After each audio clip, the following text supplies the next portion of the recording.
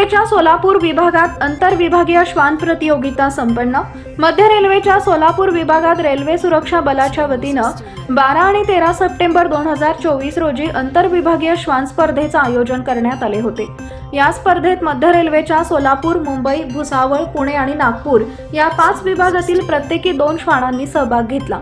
सोलापूर विभागातील रेल्वे सुरक्षा बलानं या स्पर्धेचं आयोजन केले होते। या स्पर्धेत 3 प्रकारच्या स्पर्धांचा समावेश होता।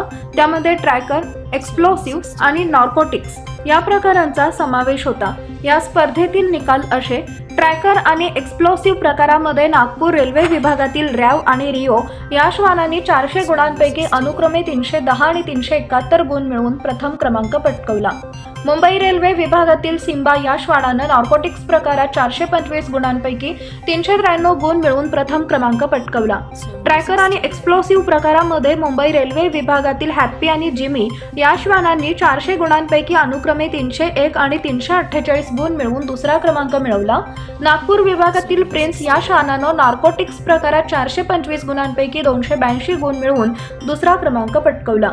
सदरच्या स्पर्धेत बेल्जियन शेफर्ड या प्रजातीचा श्वान मुख्य आकर्षण ठरला। याशिवाय डॉबरमॅन आणि लॅब्राडोर अशा प्रजातींचा देखील सहभाग होता। या स्पर्धेचं परीक्षण K9 स्कूल पुणे येथील RPF निरीक्षक श्री संदीप पवार आणि सहाय्यक उपनिरीक्षक दीपक भोसले यांनी केले।